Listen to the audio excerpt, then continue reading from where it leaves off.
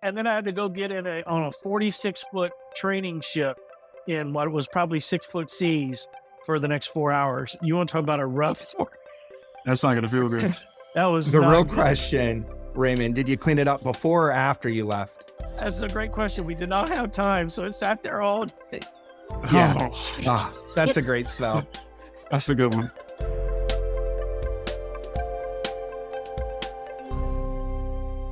All right.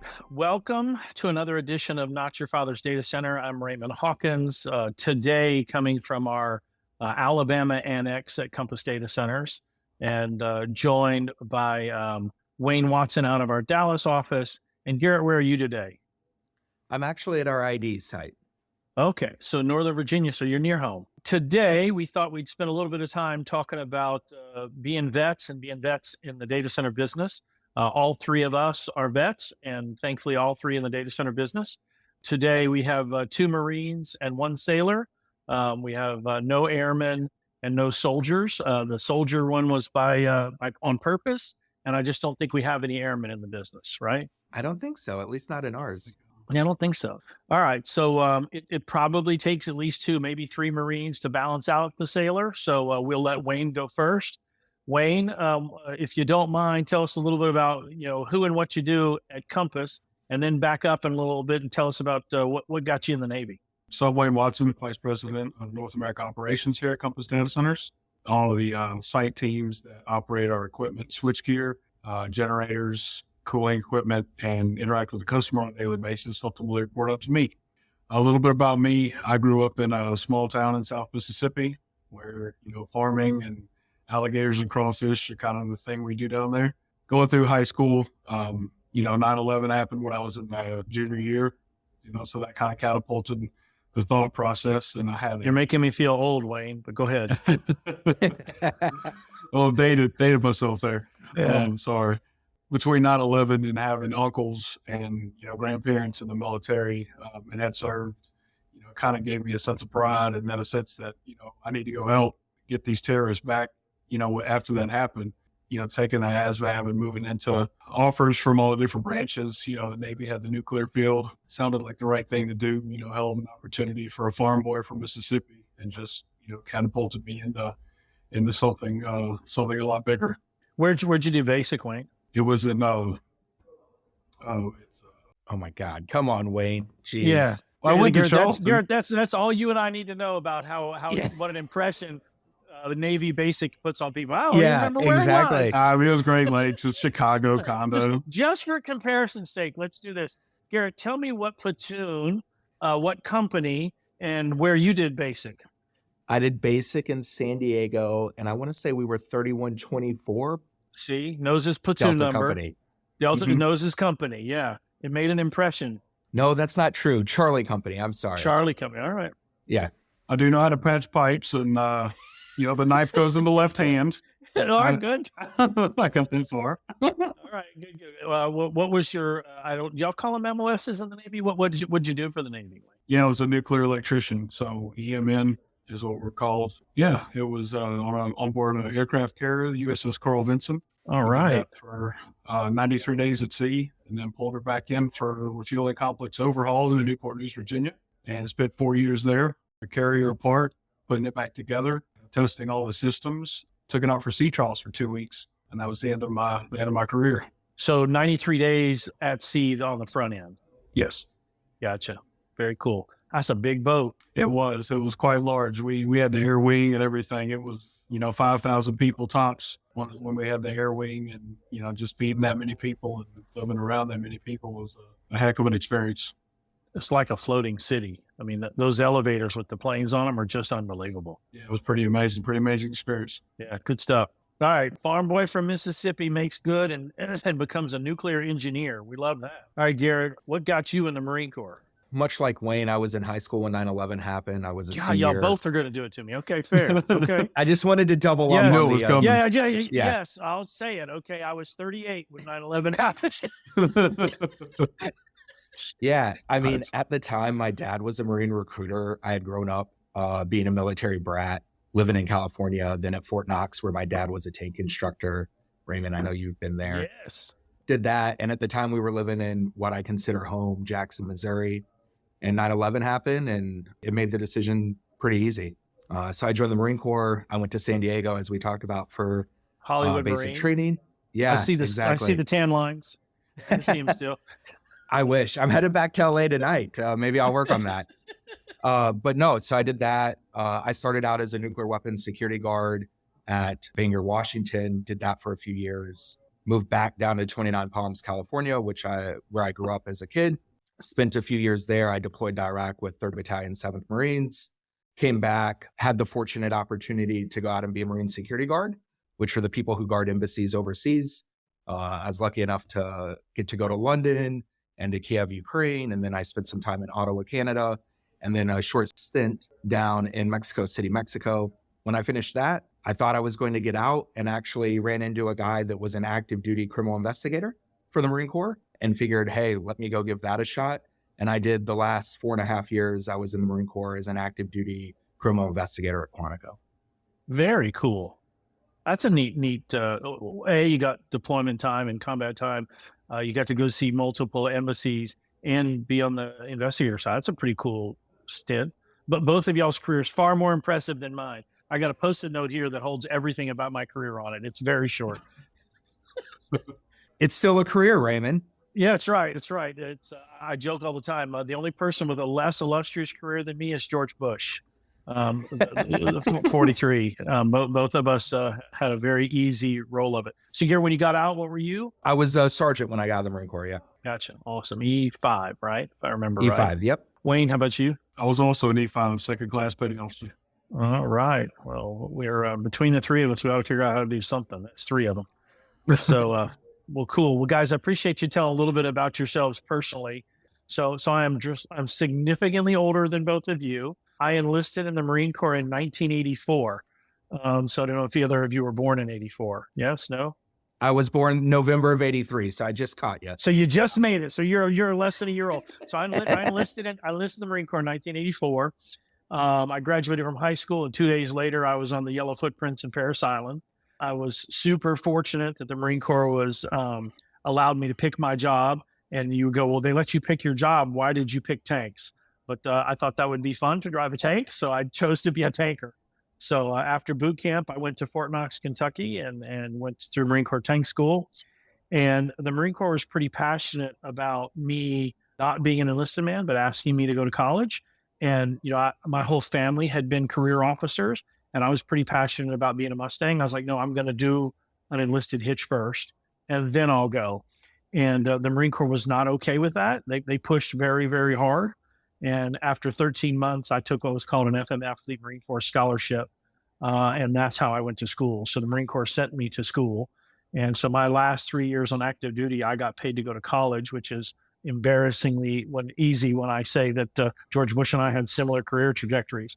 So the Marine barracks were bombed in Beirut in 83. I enlisted in 84. And then we didn't put the first boots in the desert until the very end of 89. And I got out in the beginning of 89. So we were peace the whole time. I drove tanks on and off of train cars because that's all we needed them to do at that time. We weren't fighting anybody. And the Marine Corps was gracious enough to send me to college. And that was my 4 years. Great choice on the Marine Corps. Terrible choice on Auburn. Yeah. you know how I ended up at Auburn, Garrett? This is so funny.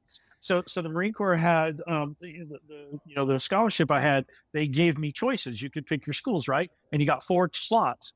And I picked Ohio State #1 because it's where my girlfriend lived. I picked Georgia Tech #2 because it's where my father had gone to school and I wanted to be an engineer. And I picked Vanderbilt #3 because I thought long term I probably would like to study law, and it'd be nice to already have some time at Vanderbilt, thinking long term about going to Vanderbilt Law School.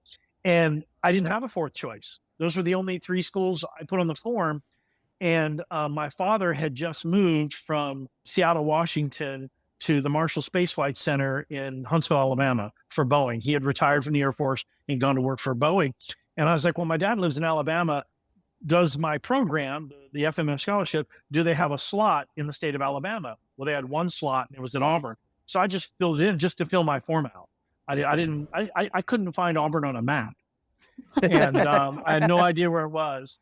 And of course, the Marine Corps came back 4 weeks later and said, congratulations, you've gotten your fourth choice. Yeah, it was still a choice. That was still a choice. Yeah. That's right. So that's how I ended up at Auburn. And amazingly enough, it is the place I love and where I'm calling you from today, 35 years later, because I have such a special place in my heart for here. And both my kids are in the great state of Alabama and all my family's here now still. So that's how I ended up there by absolute accident. Awesome.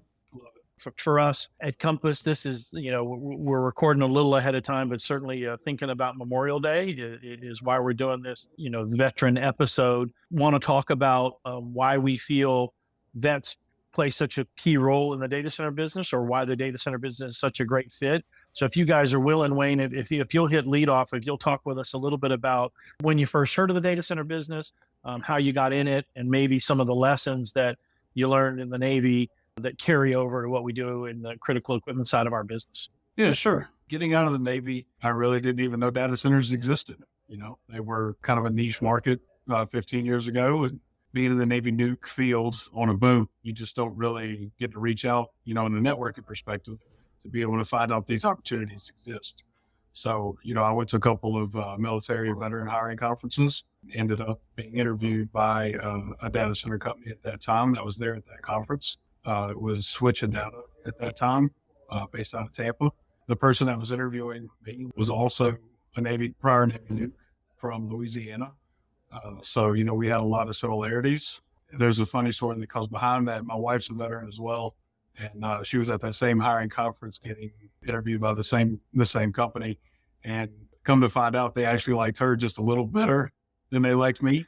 Now, were y'all already married, Wayne, or you're just finding that you found the guys this out afterwards? No, we were married at the time. Okay, you're married this time, all right. We were vying for the same job, and she ended up taking a different position at a different company. So, the joke's always been, your wife would have done a better job had she taken this.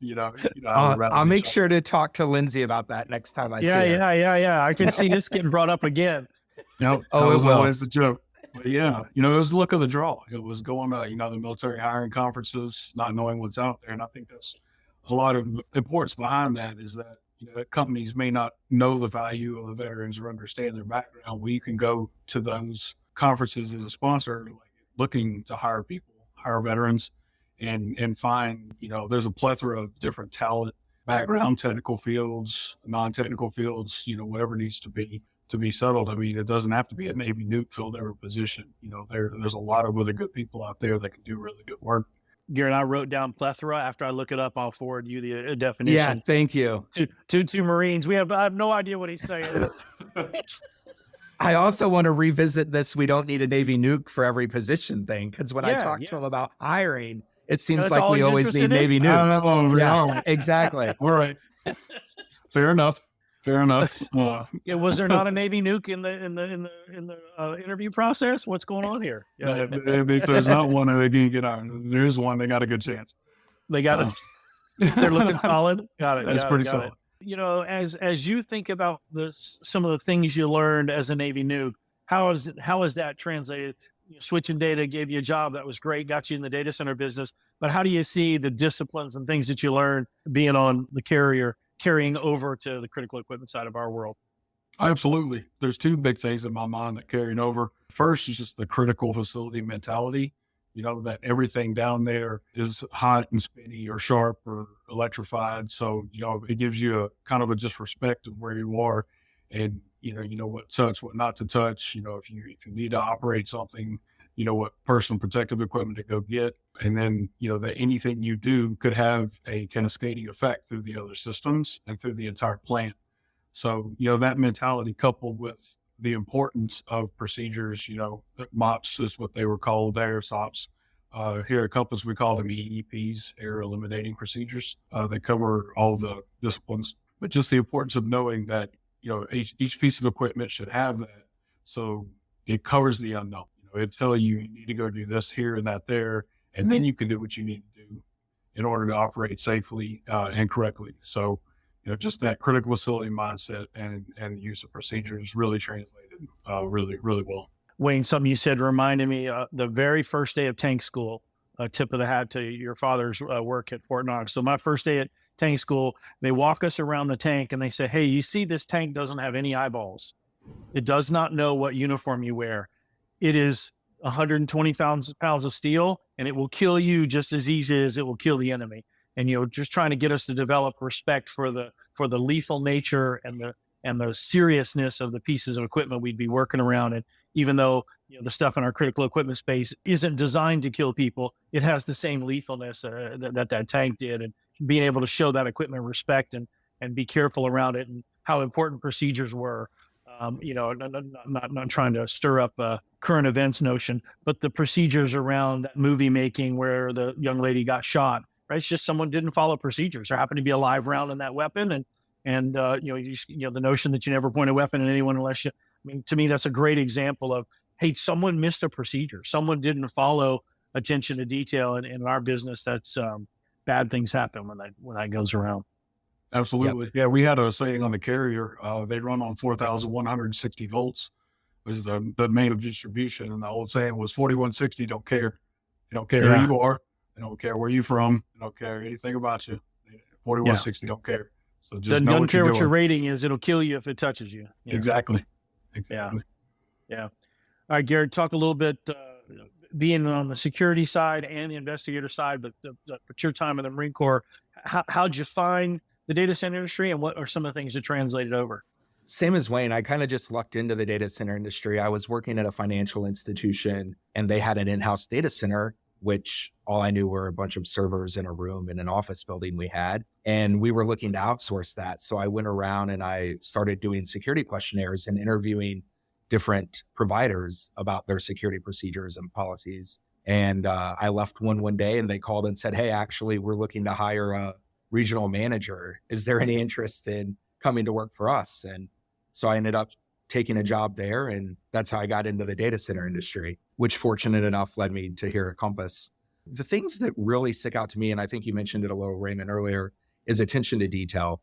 It's something you're taught very early on in the military and something that's stressed throughout your career, but it is super important here at the data center, especially out in operating sites. Like, who are you letting in? What are you seeing when you walk by?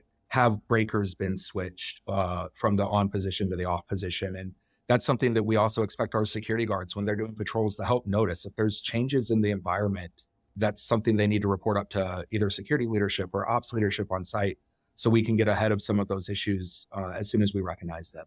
And then the other thing I would say really translated over is that 24/7 mentality, being able to be on call, being able to respond, whether it's the middle of the night or 2:00 on a Saturday.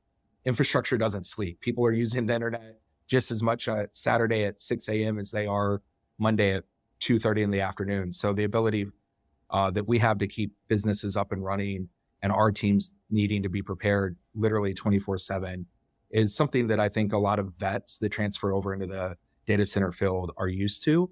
And it probably finds a little solace that this is a routine I'm used to doing. Yeah, I think you hit one point really, really well there, Garrett. The notion that we work Monday through Sunday, and in any hour is completely normal in the military. And I think that there's a good chunk of civilian life that says, oh no, my job's from 8 a.m. to 4 p.m. or 9 a.m. to 5 p.m.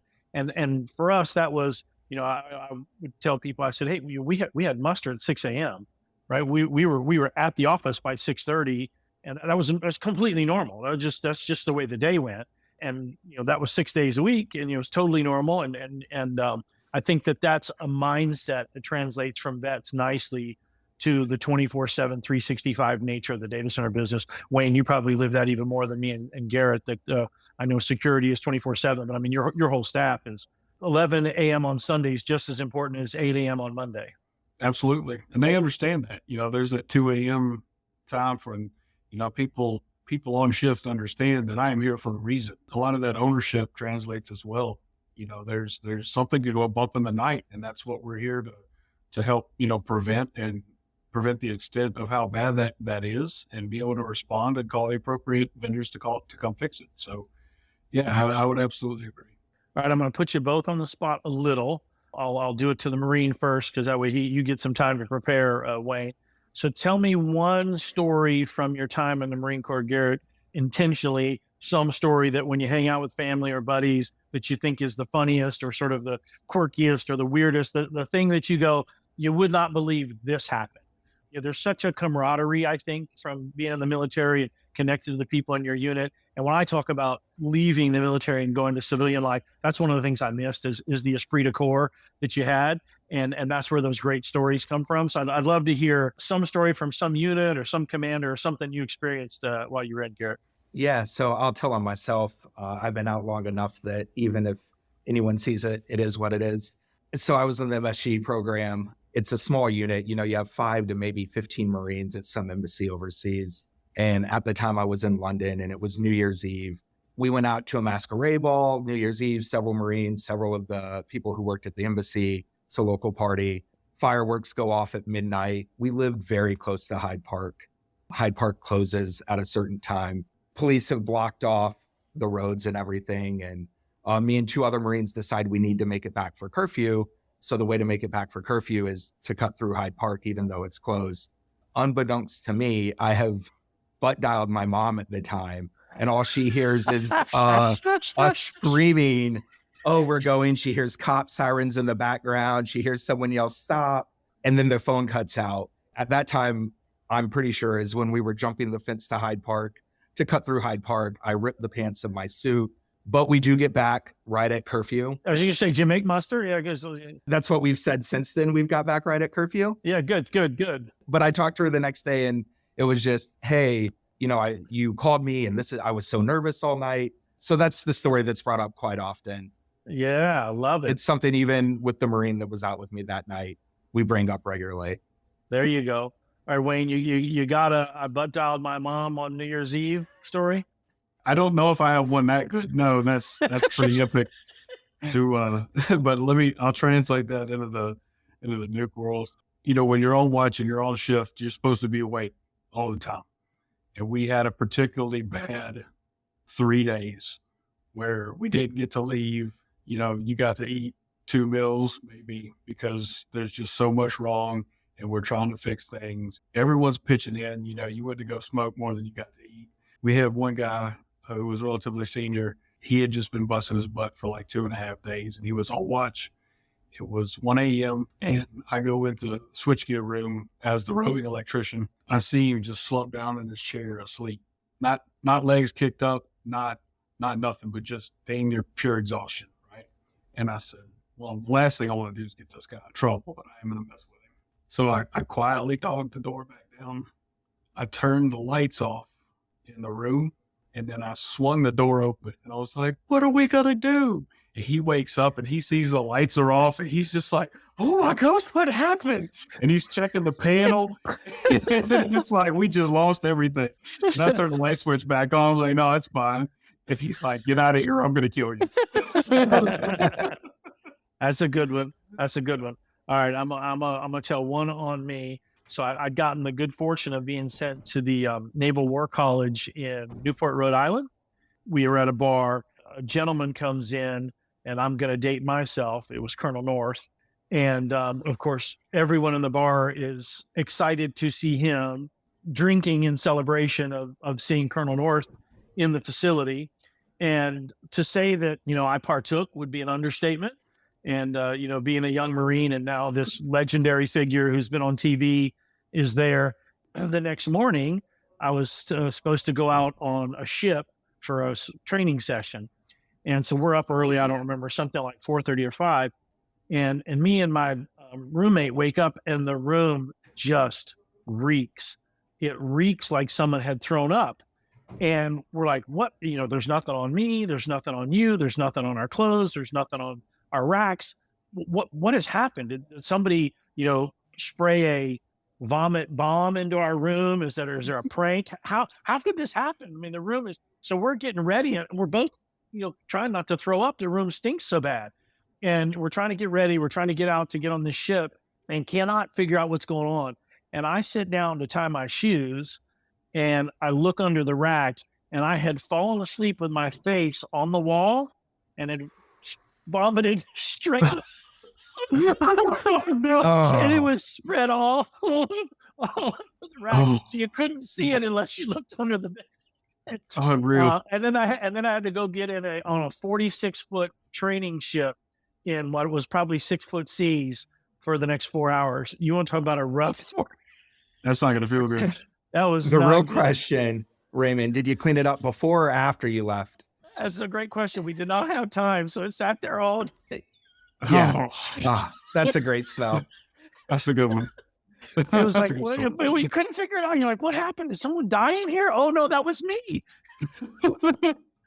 Ah, All right. Well, all of us super, I don't know about you guys, super grateful for my time in the Marine Corps, super grateful for the opportunity to serve our nation. I think the comments you guys have both made, right? Respect for the equipment, respect for attention to detail, respect for procedures, respect for following a process. All of those things, I'd agree, just ingrained in us in our time serving the country. I do, just for a minute, want to talk, if you guys are willing, about Memorial Day. Super grateful that we have Veterans Day, and that's something where our country pays respects to the three of us and people that have served.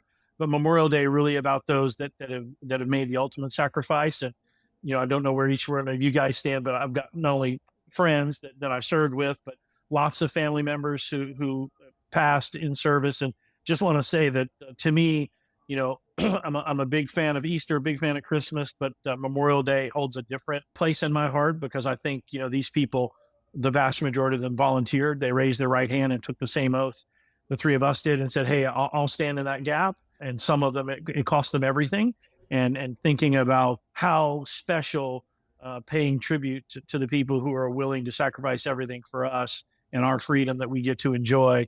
And just remembering the reason we spend Memorial Day and we celebrate it. And I'll just say for me that, lots of people in my life, but my grandfather, Barney Hawkins, Army officer, served in World War II, passed later in life after he had retired, but certainly want to tip my hat and pay respects personally to him on Memorial Day.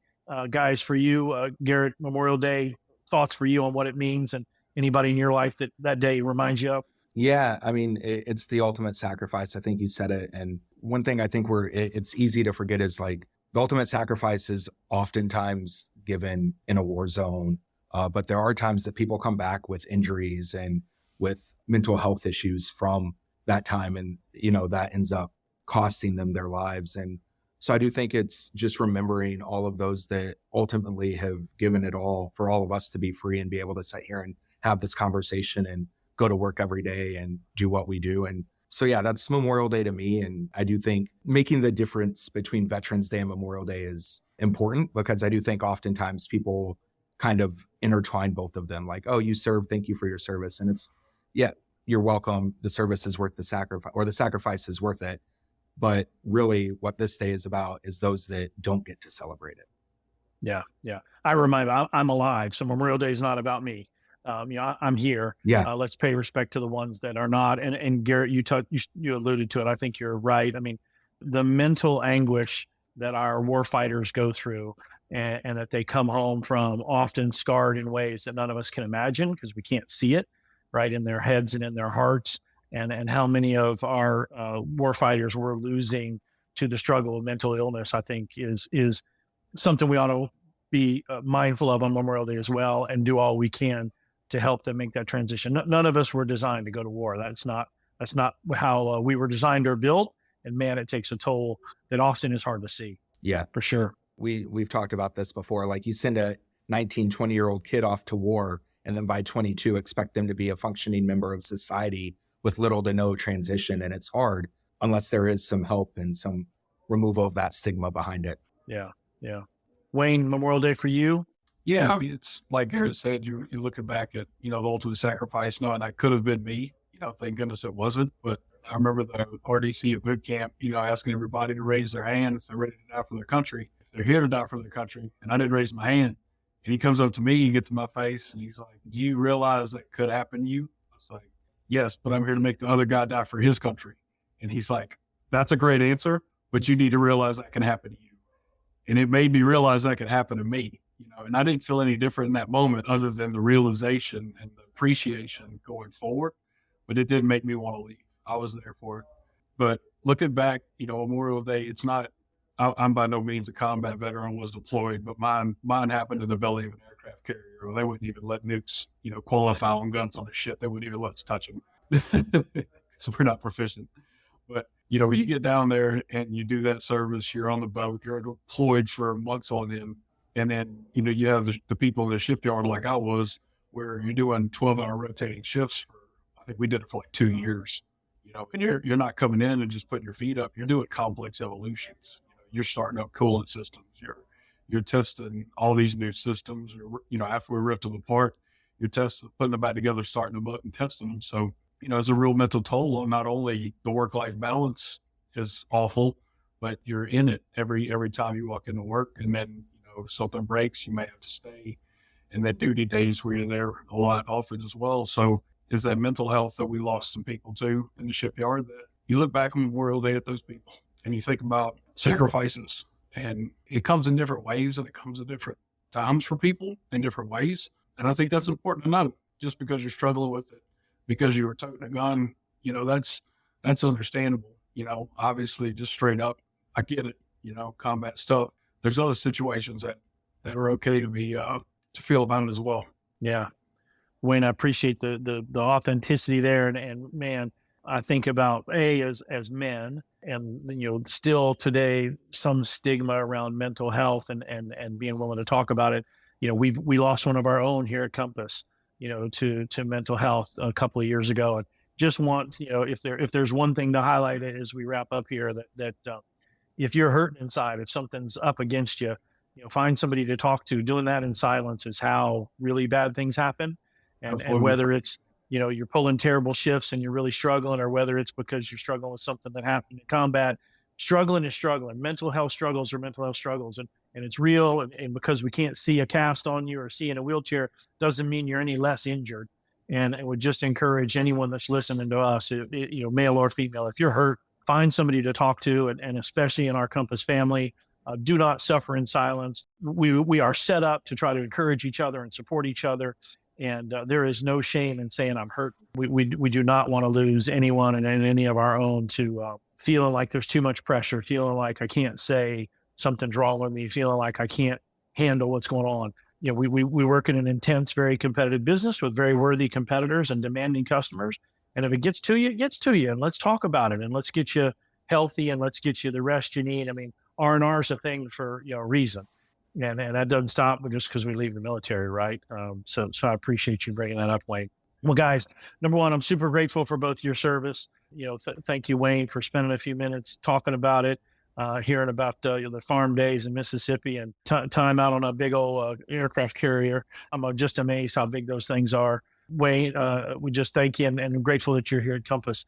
Garrett, what a cool story to hear about your transition from growing up with a military dad and getting to be on embassy duty. I mean, when I think about poster Marines, right? Embassy duty is about as poster Marine as it gets, right? That or recruiter, right? Those are kind of the two glory gigs. And that you got to do one of those is pretty cool, and super grateful for how you help keep our facilities secure here at Compass. So both of you, thank you for spending a few minutes talking about it. We're grateful for you here at Compass and grateful for the service you both gave to our nation. Thank you so much, guys. Yeah. Appreciate it. Thanks for having us.